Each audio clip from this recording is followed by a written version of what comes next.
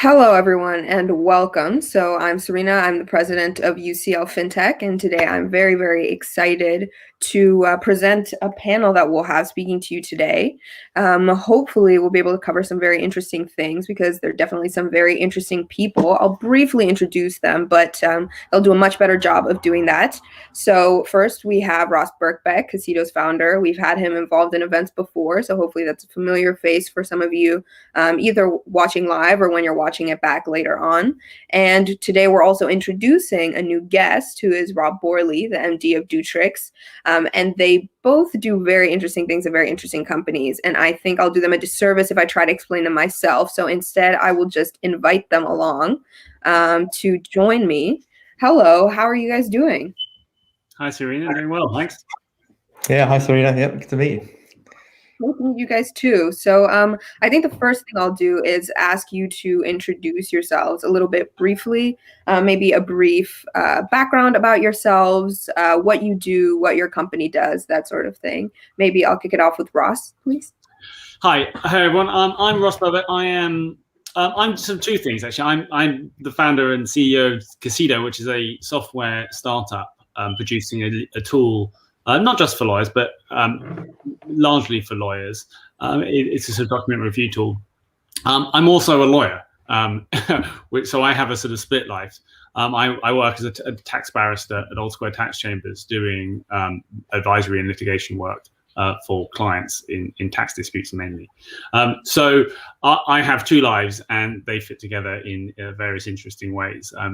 But yes, I'm for this purpose, I'm probably first and foremost a tech founder. Very exciting. Okay, Rob, how about you? Do you have any dual identities, secrets? Yeah, I've got my cape under the desk here. Yes, I'm Rob. We founded Dutrix sort of 10 years ago. I started life as an engineer, so I was a software engineer by trade. We decided that myself and my co-founder, Kevin Smith, decided that we could do things better than the people we were working for. So we founded our own company. And 10 years later, we're working with some great people like Ross at Casito. We work with organizations big and small. So right from kind of Series A, Series B, sort of startups through SMEs to some big corps and UK Gov as well. So real sort of broad brush technology provider with a focus really on hardcore rock solid engineering. Amazing. Okay, so I thought it would be interesting because the point of this webinar is to somehow explain, or in as much as is possible, sort of the formula, or at least some good tips or explanations on how you did it when it comes to starting a company, particularly in the tech space, and sort of having it succeed. So I thought we'd start all the way at the beginning when it came time to start your companies. If you guys could maybe talk a little bit about what you were doing, what you and maybe your co-founders were thinking, what the problem was that you were trying to solve, and maybe talk a little bit about when, as a young person or student or an entrepreneur, when you see a problem, what is the thing that makes you go, okay, actually, this is something I could fix, or this is something that I could personally do? So maybe we'll start with Rob this time around. If you could talk us through a little bit of the origin story over here. Yeah, sure. So, I mean, my origin story as an entrepreneur, I guess, started a little bit before Dutrix. I had a couple of failed attempts at doing kind of product-based things.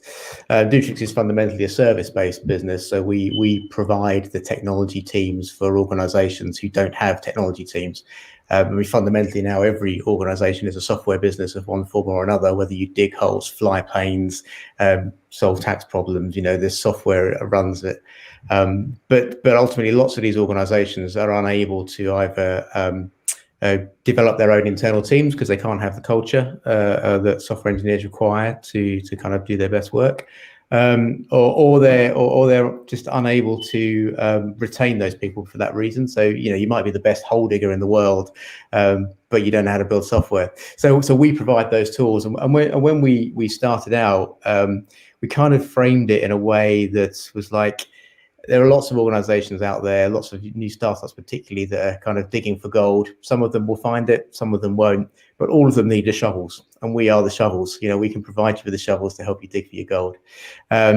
So that's really where it started. We kicked off really around the age of the iPhone. So when the iPhone arrived 10 or so years ago transform the way consumers approach technology.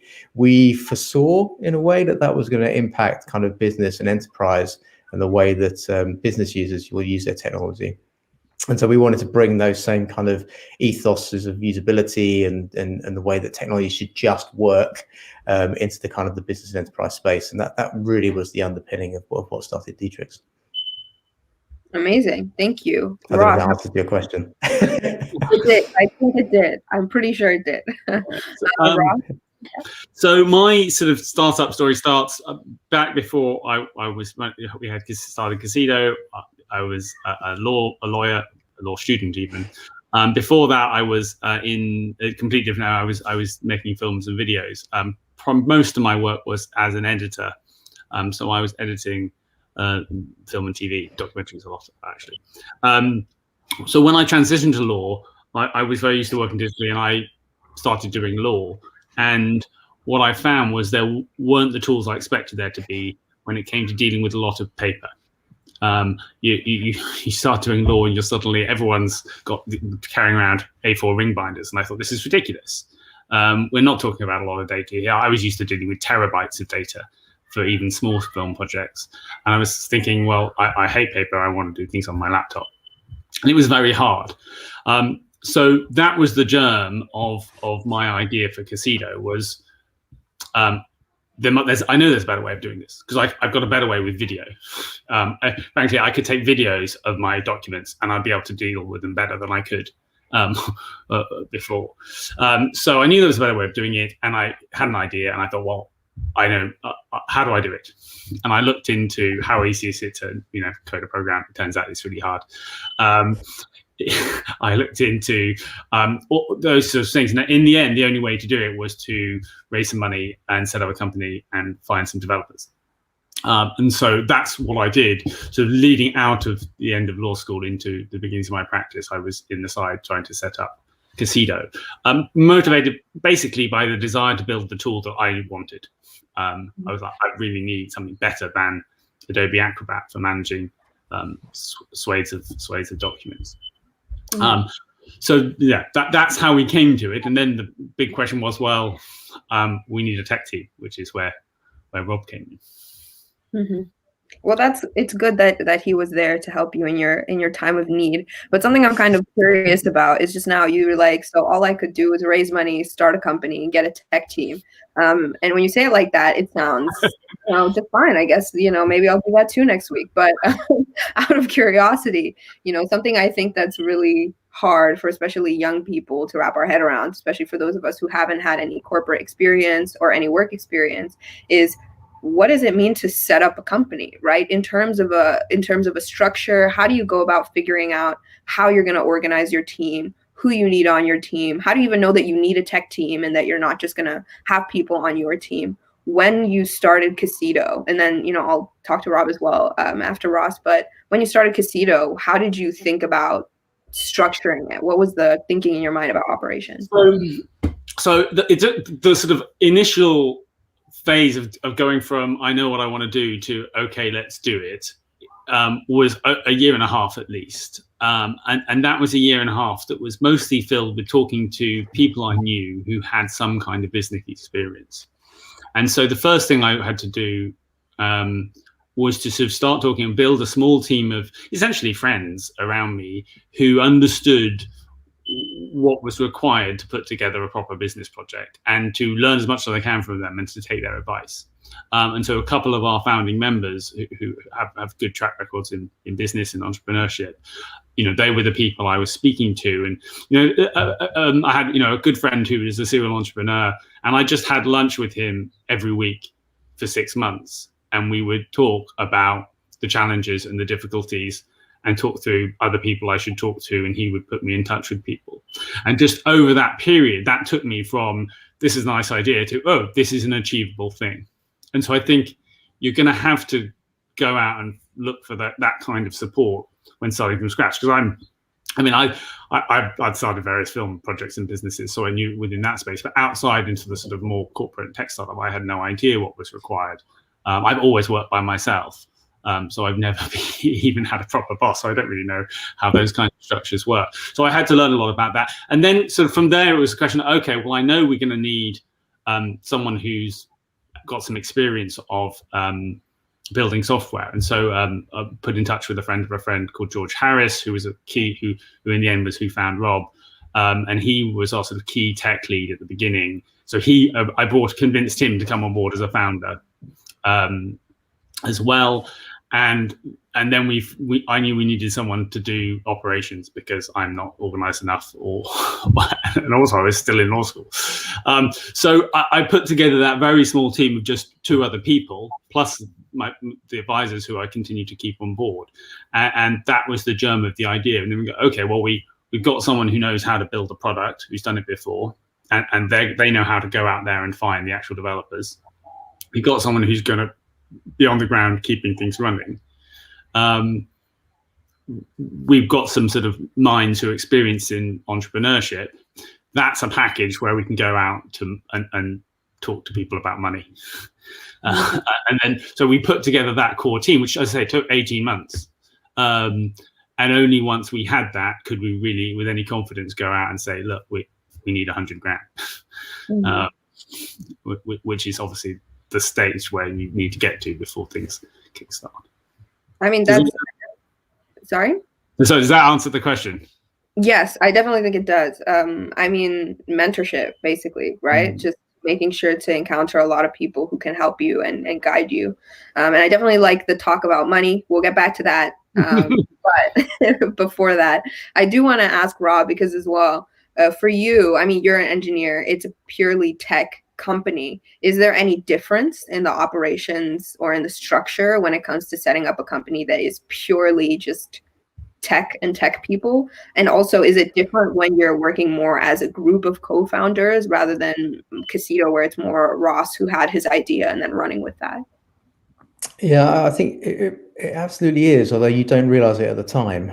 We were definitely very naive when we kicked off. We just thought we could write better software than other people. We thought that would be enough. And I'm sure, Ross has come across this. Casito is obviously the best product in its space in the entire world, but it doesn't mean it's the highest selling or has the most users and has the biggest commercial success. So you don't always. It doesn't always just follow. So I think you have to learn very quickly to be very honest with yourself and understand where your limitations are, where your gaps are, and what is the best way to be able to fill them if you're going to grow not just a product or a technology, but a successful business. Ultimately, sure, we want to change the world and make a dent in the universe and all that good stuff, but it's a commercial enterprise. It's got to make some money, and for it to do that, you need a whole raft of skill sets that, as an engineer or a lawyer or a product champion or whatever it is your specialism is, you don't have right now. So you have to either learn fast or find money to bring those people in. And so I think I think the mentorship is a very key point. I think we were very slow in doing that. In surrounding ourselves with people that we could learn from, but as soon as we picked up on that, I think that is the most valuable lesson. You need to align yourself with people that have been on this journey before, because they know some shortcuts, they know some lessons that you can learn, they know some pitfalls that you can avoid falling into that generally everybody does.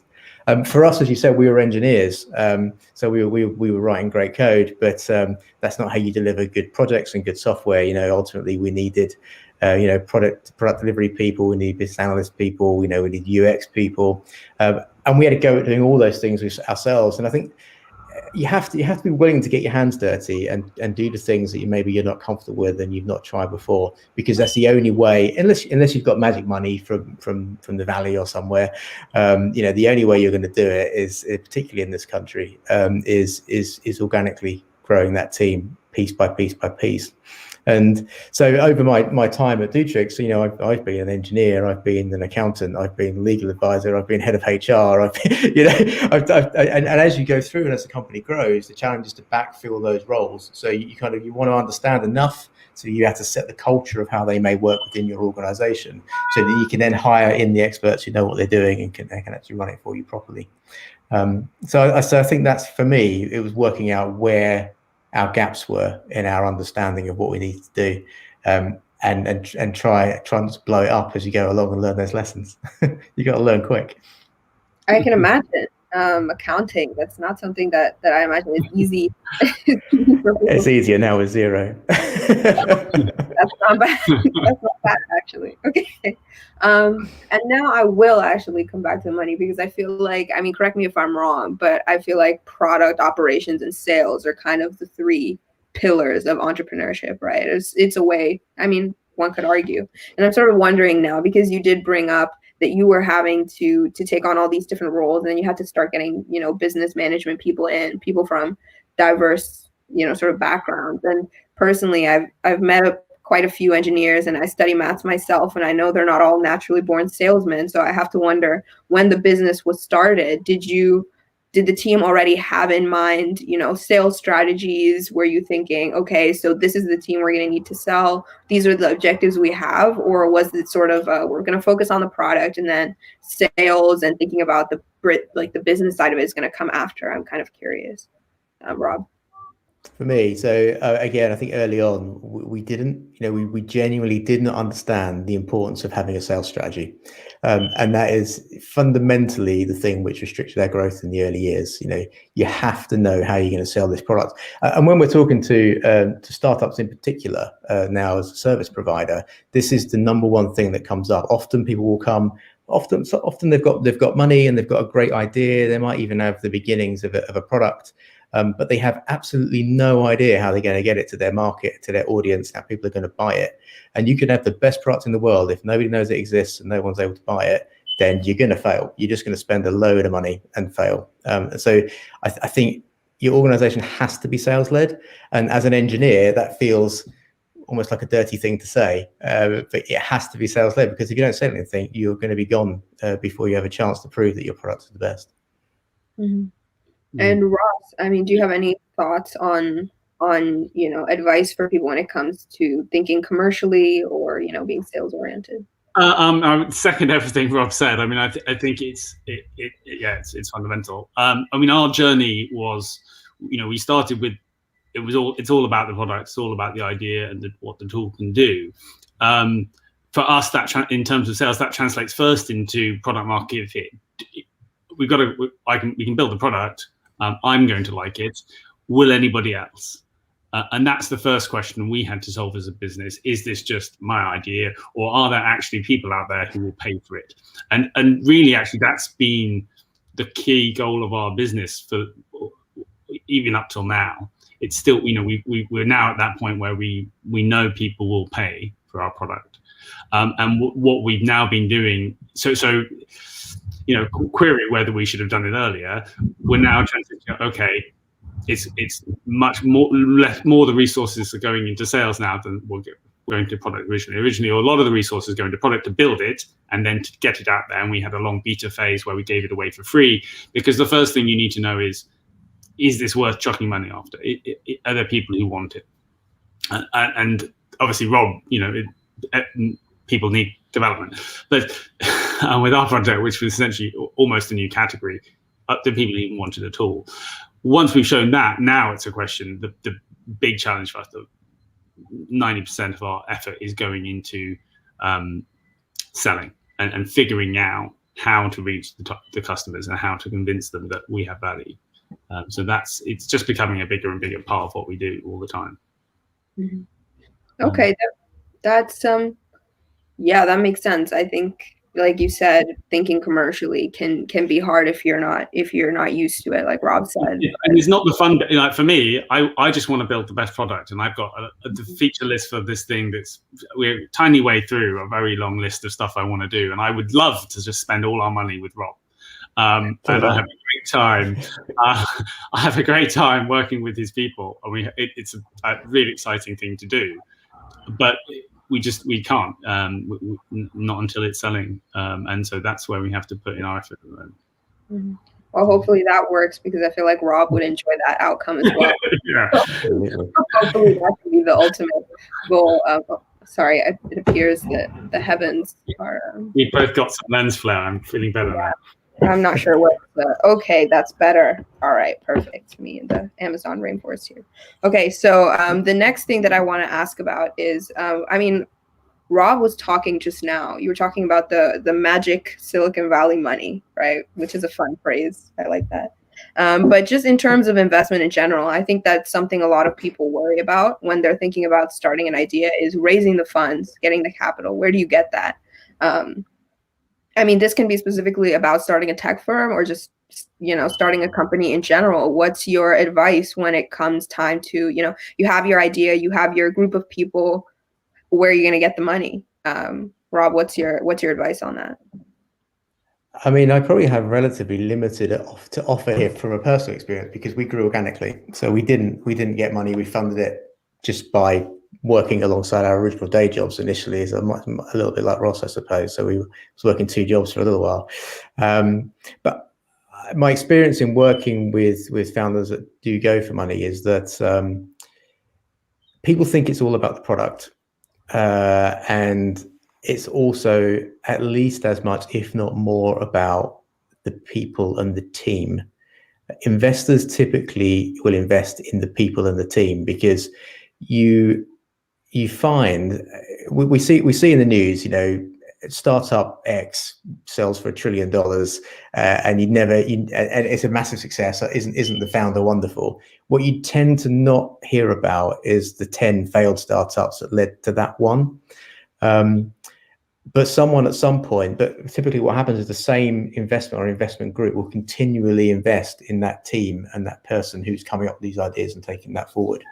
It's certainly been a pattern that I've noticed. And I think it reinforces back to our earlier point that you've got to make sure that your team is right and you surround yourself with the right people. The second thing I think I would add is that you've got to show that you're willing to invest yourself in it. Now, not everyone has lots of money to throw at it, but people generally will have something. Now that might be I'm going to work 2 jobs so that I'll work on this one for free. But you need to be able to show some level of commitment to the people that are investing in you, particularly in the early stages of your venture, because it's very easy for you to spend somebody else's money. But if you need 10 grand and you can get half of that on a credit card, then are you willing to do that? And are you willing to communicate that to the people that you're now asking for the money for? Because that commitment's got to work both ways, and they've got to see the trust and see the integrity of what you're trying to do, not just think, someone's going to come and give me some magic money because they're really rich, and it doesn't matter if I blow it. So it does vary depending where in the process, but lots of people will come to us, say, we've got this great idea. So a classic example for us is, we're a tech company, we've got the tools to build your software. So if someone will come to us and say, tell you what, you build it for us, we won't pay you, but you can have 50% of the equity. Is that, well, you're not taking any risk here. This is all on me right at this point. So, and that's a really common request. And obviously, we will never entertain anything like that because we've got to see that there's a level of commitment, integrity, and trust from the other side as well. Yeah, it's a bit rambly, but yeah. It's one of the biggest.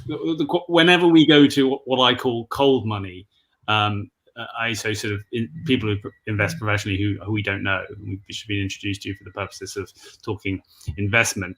The question that always comes up, and in a lot of cases just sinks the conversation, is why am I not full time on this? Because people go, well, Han, you're a barrister. Why you can't run a tech startup and have another job? You need to be, all the examples of people who sleep in the office and never see their family. That's what people think. That's what they want from their founder: complete commitment.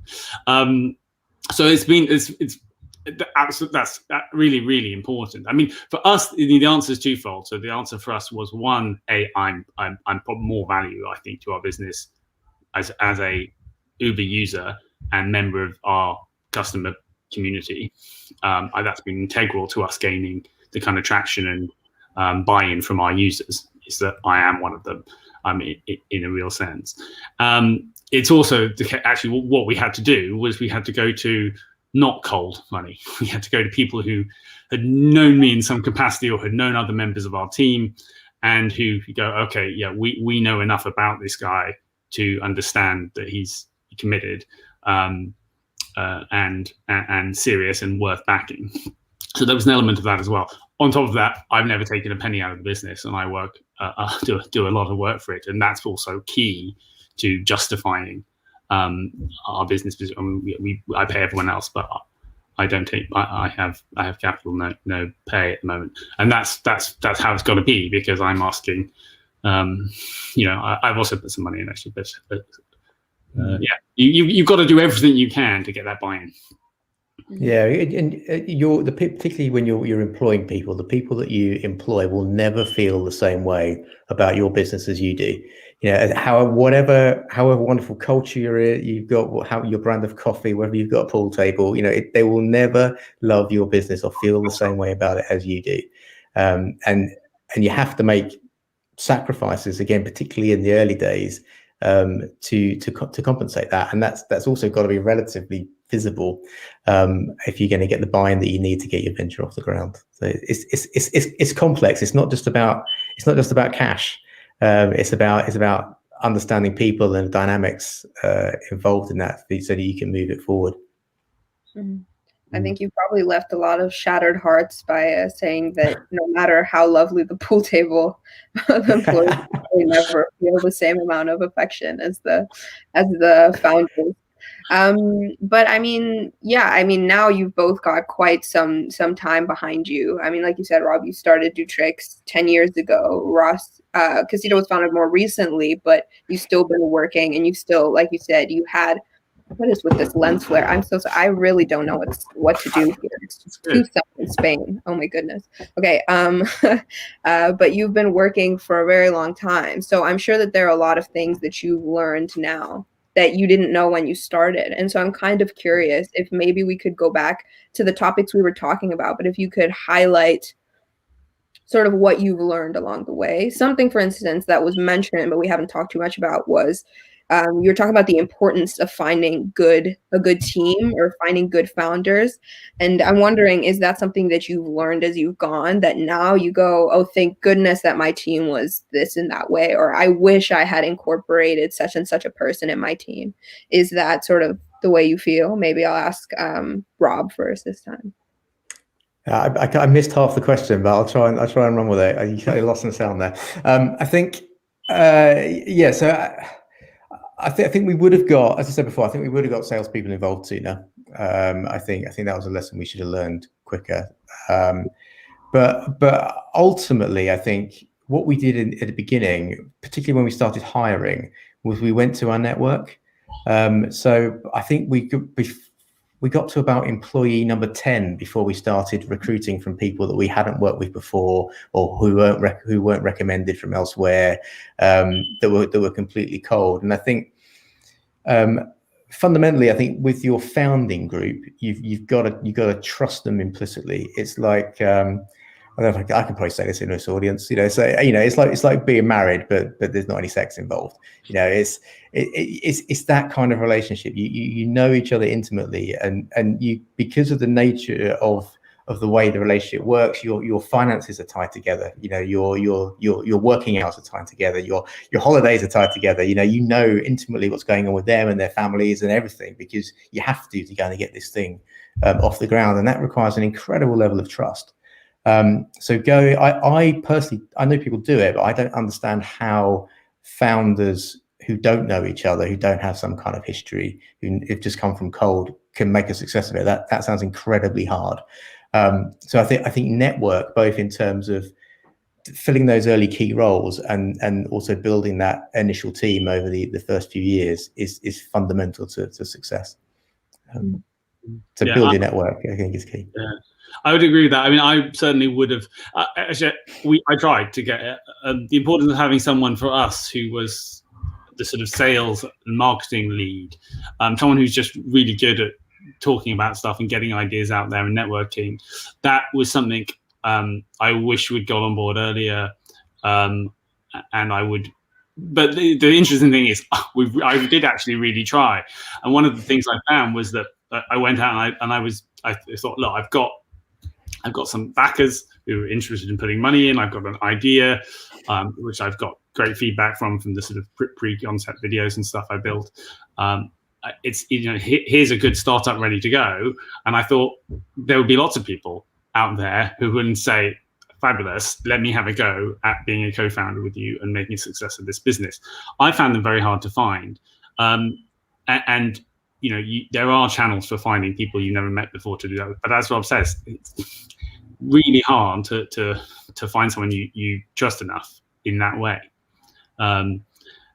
So yeah, I don't know whether it's a question of getting lucky in that respect. If you're missing one of those sort of three areas of the business, the operations, marketing, or the product, because you kind of need all three skill sets. Even if hopefully as a founder you'll have them all combined in yourself.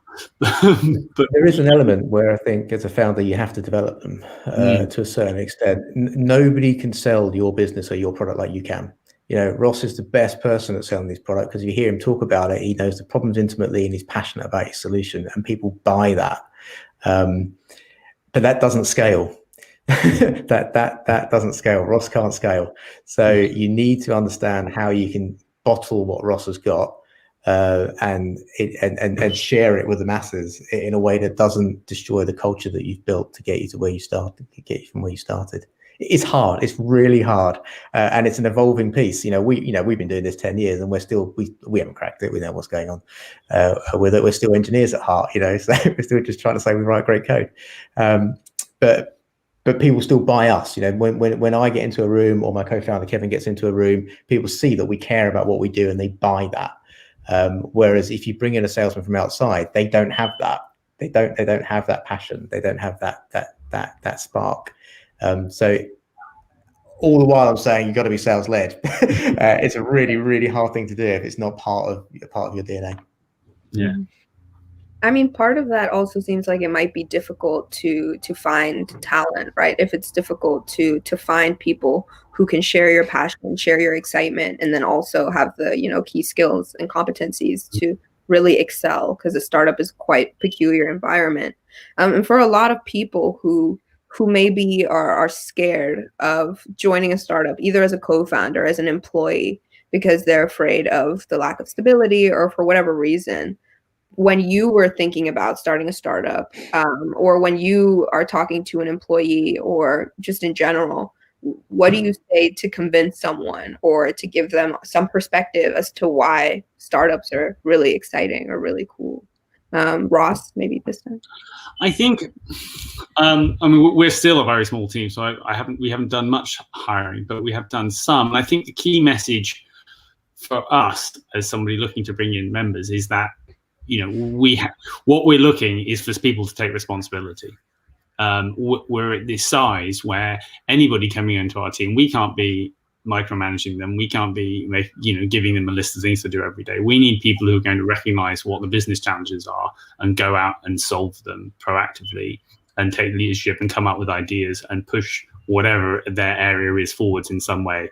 And hopefully that's an exciting project for people. Hopefully the independence that is an essential part of that is and obviously it's been really interesting during the pandemic. So we took on a new marketing, Katie, our new marketing lead, a few months ago.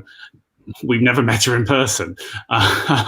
So, that's a very interesting, that extra sense of we're all working remotely. We all have to run our own jobs. And hopefully there's the people out there who you need for a startup are the people who really enjoy that. And a couple of people we've interviewed along the way, you just get a sense that they want to be managed and they're used to being managed. Whereas you kind of at the beginning, you need that startup mentality across the team, even if they're not a founder. And you need to be looking for how can I, make myself indispensable to this business rather than just be a hired hand. And some people like that idea and some people don't, I suspect. Yeah.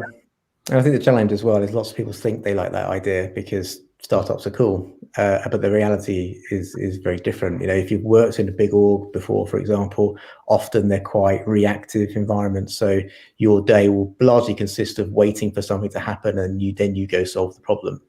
In a new business, when you're just getting off the ground, you've got to be proactive, because if you wait around, nothing will happen. And it's a very different way of thinking, a very different way of approaching the world.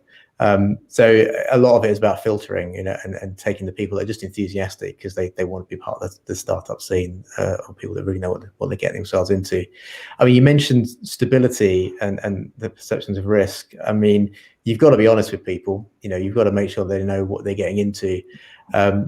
But in many ways, and a lot of what we talked about, particularly in the early days, was stability is a bit of an illusion. The pandemic is a great example of that.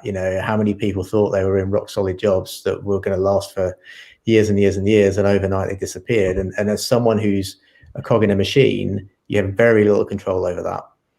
Whereas in a more kind of open, democratic sort of the way that the leadership is dispersed kind of organization, what's happening, you can see what's coming, and the impact that you have is huge. So you can, as an individual, can change what's going on day to day and how the success or otherwise of that business is going.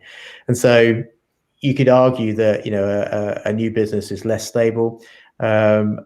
I argued this with my wife. I think we were much more stable when we started the company than when I left my employment.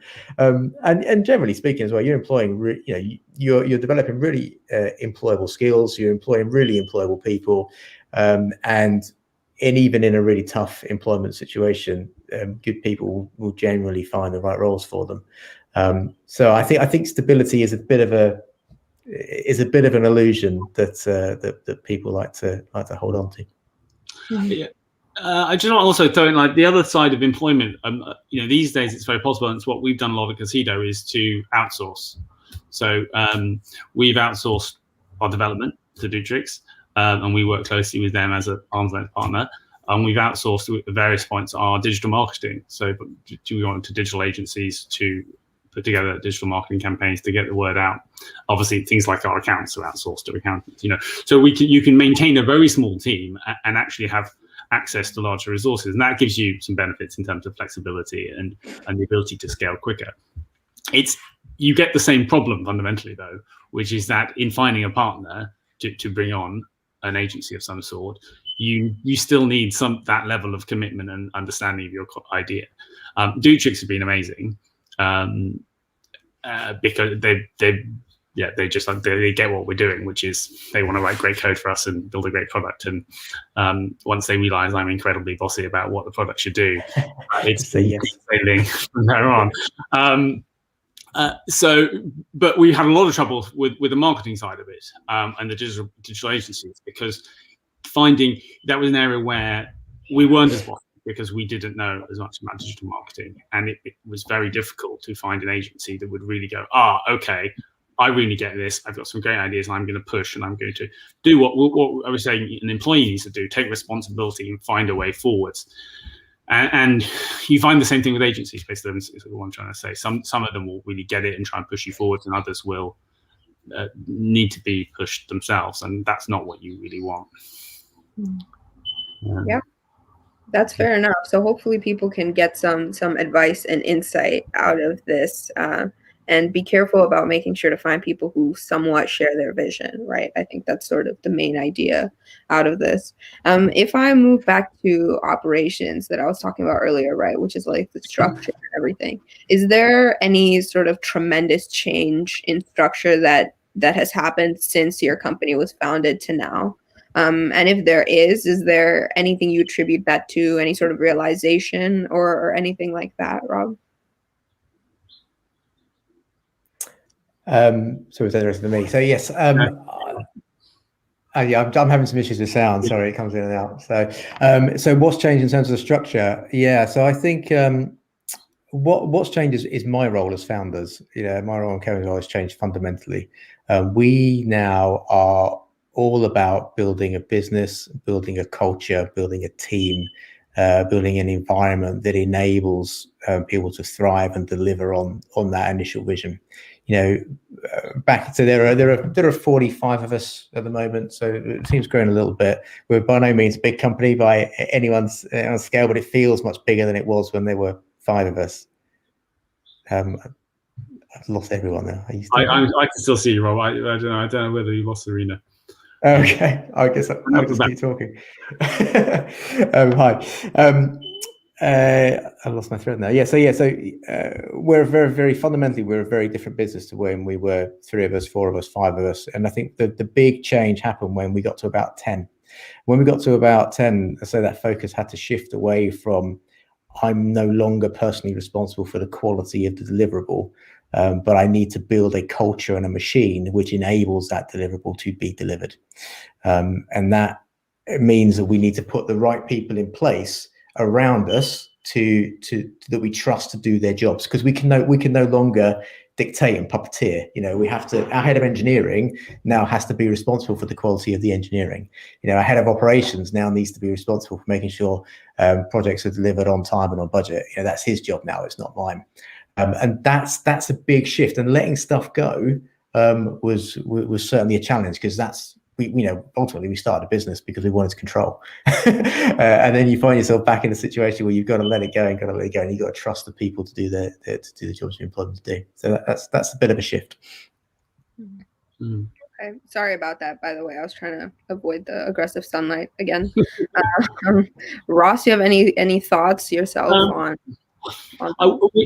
there's been no sort of sudden dramatic shift, but there have been phases. I think at the beginning, the challenge was to put together the sort of, the corporate vehicle and work with Dutrix to build an MVP, minimum viable product that we could get out there and prove market fit for.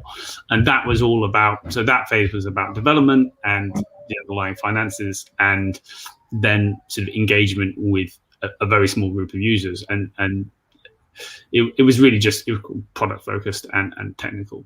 And then we moved into a phase where we had to start doing customer support. So as we grew up to sort of 100 users in that early phase, you have to put in place a support architecture, and that moves, then the role becomes you basically need a new infrastructure to deal with your customers, and that was a new thing that we had to deal with and put in place.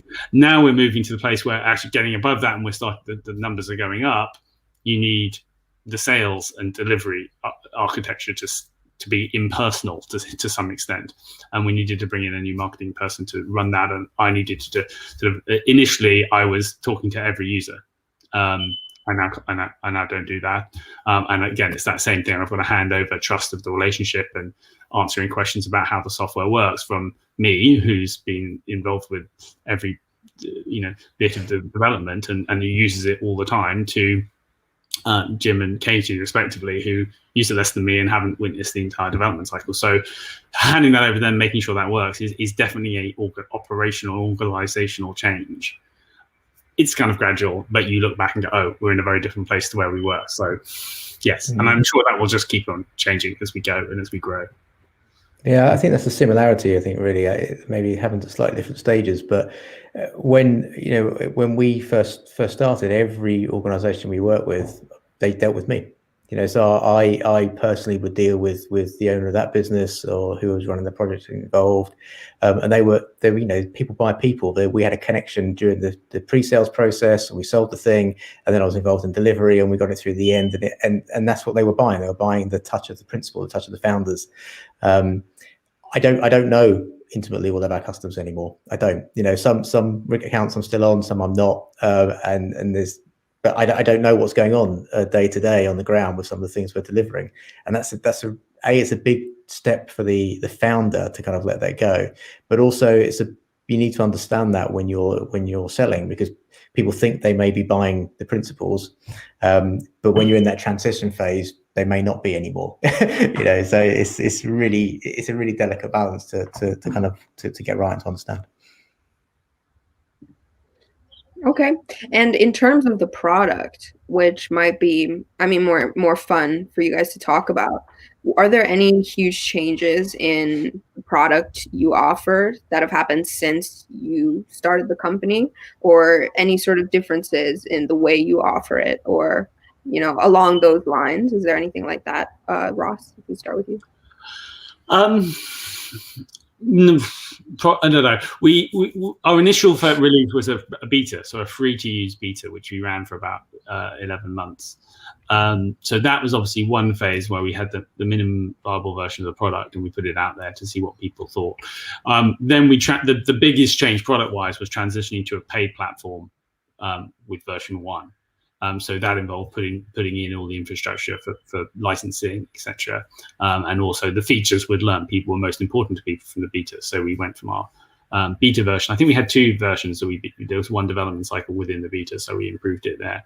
And then we released version 1 with the licensing platform, and the website sort of went live in broadly its current sort of form. So that was the big shift. Since then, I mean, the thing about tech now, I guess we're not a SaaS product. We're not an online website web service. We're a download and install old-fashioned software tool. But the culture now is you just need to continually be improving. So we released, we're working on version 1.7, so the 7th release in a year and a half since we've been in version 1. So the product is continuing to evolve, continuing to get better, and that's the really exciting process. Actually, is talking to our users about what they want, and then talking to Dutrix about which ones we want to do next, and balancing up the value to our customers of a specific feature and the time it's going to take to do it, and seeing how we can maximize that equation. So the product continues to evolve all the time. They're my favorite bit of the whole thing, because each time we add a new feature, it's like a personal present for me, because I use this tool so much. That's good. That feels really wholesome. I don't know why. Just the thought that you open your computer and suddenly Casito does something new and you're like, yeah. I expect it's got to be quite different for Rob, because I know for Dutrix, the product that you offer isn't necessarily a one-size-fits-all, right? It has to change very much depending on the client. So, I mean, I suppose, is there a different methodology or something that you've improved or realized since starting 10 years ago, where you're like, oh, this is much better how we do it now? I mean, it's not as dissimilar as you might imagine, to be honest. I mean, obviously the tech space is broad and wide, and there's lots of things to get involved in. When we started the business, it was mobile that got us excited. It was we had our shiny new iPhones, and we wanted to make apps for the world. We thought we were going to be an app agency. And we went into various organizations, and they wanted to talk about apps because it was the exciting new thing, so it would get us in the door, but no business at that point was investing in apps. So we'd end up putting a website or a database or some back-end system or something boring and dull that paid the bills. But it kept us talking to them, kept the whole thing interesting. And we kind of saw that as a stumbling block early on, but actually the reality was it taught us a really important lesson. And that was that I think one of the main skills of a founder is being able to manage and adapt to change, and to be able to kind of see what's coming next, and whether that's because your users are asking for something or using your product in a way that you were not expecting. So how are you going to adapt or change maybe what your initial vision was to something that the market's asking for, and how you manage that transition?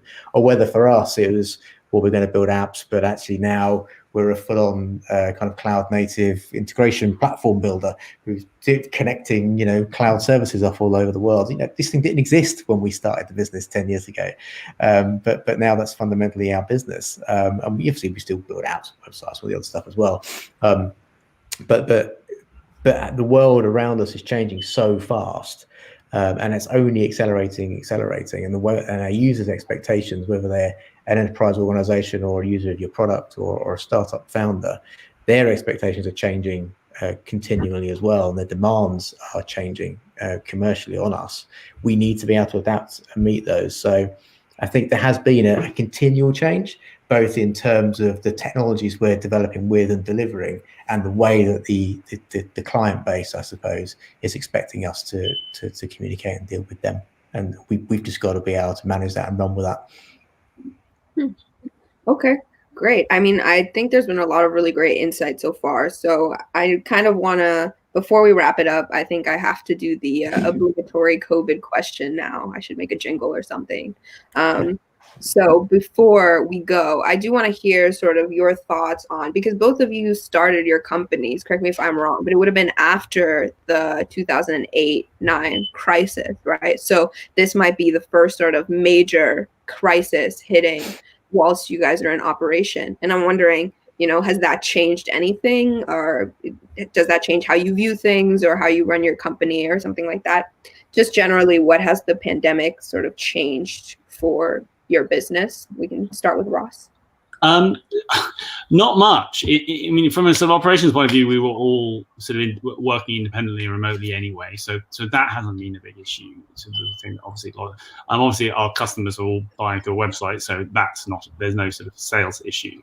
I think the biggest effect on us has been a sense of urgency, because what the pandemic's brought with it is, especially within the legal sphere, has accelerated the process of technological adoption and the paperless world, which the legal community especially has been sort of resisting in a grumpy old-fashioned way for a long time, and bits of it have been dragged in the future. The pandemic has basically told everyone, stop printing now, and judges are now taking e-bundles, which is one of the fundamental things that comes out of our product. So it's created a sense of urgency that, this change is really happening, and if we can catch it, there's great potential. So for us, it's, creative destruction. We're going to ride that wave out. It is the biggest thing the pandemic's done to our business, and we'll see if we do. Okay. Yeah, I mean, for us, our customers are right across the economic spectrum. So we deal with retail, we deal with government, we deal with transportation. We've got some hospitality customers, we've got some startups. So what that gave us was kind of a snapshot of how this thing affected everyone. So retail, bricks and mortar retail fell off a cliff. Online retail went through the roof. And we could see it in our customers. So after we got over the initial shock, and it was pretty, it was difficult kind of 6 months. Once everyone sort of found their feet, because operationally, like Ross, we can all work remotely as well. With the office has been closed since March, and we've just carried on. But our customers were affected, obviously. So one of our biggest customers is Heathrow Airport. Planes stopped flying. They'd furloughed most of their staff. We can't. Some programs work still running, but we can't talk to them because the team's furloughed. So all that work stops, and so we had to manage that initial stop, and when we furloughed some staff as well to kind of manage that. But what's happened as a result, I think, is now as an acceleration of the trend that had already begun. So this kind of remote working thing is partly about video calls, but that's a very small part of it. Enabling organizations to work remotely is about making their business systems operate remotely. It's about them being fully invested in a cloud infrastructure, which enables their teams and their customers and their data to get all to the right place at the right time with the things that they want. And that's fundamentally what we do. So as organizations have come back online from the initial shock, these transformations that would have taken maybe 2, 3, 4, 5, 10 years to really kick off have been forced into action. And I mean, since Christmas, really, we've been incredibly busy with organizations that are really on that kind of sped up process, that sped up transformation process. So I think COVID, for the companies that are coming through it, will rapidly accelerate the adoption of some of these technologies and really push the people forward, which is great for us because we build the technology that they're relying on. So, yeah. Do you think that's lasting? You don't think that after COVID happens, everyone's like, "Oh, great, okay," and then they just go back to what they were doing before? I think people will, by and large, return to an office environment. I think they will. I think people miss it. I think we've seen that in our own staff. It's great to have family time and more flexibility and all that kind of stuff, but people are missing the office and they're missing the way those interactions work. So I think people will return. It will be different. It will be more flexible maybe, but people will return. I think what won't change is the expectations that organizations now have upon them to make their products, their technologies, their data accessible beyond the walls of their office. I think gone are the days where you're going to need to be on a special network to access this data stream that you need to sell the products online or whatever. It's going to be more. The emphasis is going to be on the organizations to find secure and scalable ways to make their products and to make their data and to make their people available to their customers wherever they are. And I think that trend will accelerate. Mm-hmm. And Ross, I mean, I have the same question for you. Do you think lawyers are going to suddenly start printing again, or? No. I mean, there'll be some spring back there, but no. I think what lawyers have realised is that paperless works really well, and video conferencing works really well. I mean, a year ago, I would have, if I was having a conference call with my clients, it would have been either in person or on the telephone.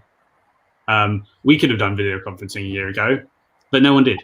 Now it will be the default, because it doesn't make any. I'm giving legal advice over video. I think it's pretty much there. So that sort of thing was always there. There was sort of always, the legal industry knew it was behind the curve on technology, because it's a very traditional industry by culture. It's being forced into the future, and the things that have come forwards on that basis are not going back. So the courts have discovered remote hearings over video work fine. Not necessarily for everything. If you've got a lot of cross-examination of witnesses, that's better done in person. Of course it is, because it's a more subtle process. But for most sort of mundane hearings, especially in the corporate world and the civils courts, they're fine over the internet. And it means people don't have to travel. It saves everyone the time and money. No one has to do the printing. E-bundles work fine. Of course they do. In fact, they're better because you can search them and because they've been bookmarked properly. So what they've discovered is actually all this stuff that isn't new tech does work, and the reason, the resistance to it was just, I don't want to change. And now they've changed. I don't think that there'll be much going back at all. There'll be some, but all that stuff is. I mean, for those of us in FinTech society, that only sounds like a great thing. So we'll look forward to more tech advancements moving forward. So then quickly now, in the last few minutes before we wrap up, if you each just want to give a sort of little nugget of wisdom that you can impart to our members and to any members of the UCL or the London student community that are thinking about starting a startup or are really determined, or just anywhere along the line, if you just have a little nugget that you want to impart, maybe we'll start with Rob. I think for me, I think it's about understanding that the only thing you can be sure of is everything's going to change. There is very little certainty, and you need to, if you're going to embark on kind of an entrepreneurial road, and you need to be able to back yourself and understand that how you think it's going to go is not how it's going to go, and be able to kind of roll with those changes and adapt to it. So, bit wishy-washy, but I think that's what I've got. I'll take it. I'll go something similar. Learn to learn. I think my experience of moving through different careers has worked, and with this, the most important thing as someone coming into the jobs market is that you are prepared to and good at learning. That information is more available now than it's ever been. You want to learn about coding, you want to learn about bananas. It's all out there. You've got to have an attitude which goes, first thing I need to do is go and learn everything I can about the subject, and then I can do it. And you need being confident about learning and being keen to learn and being good at it fundamentally is really essential. Amazing. So learn to learn about coding, maybe bananas if you're interested. Keep your mind open to change.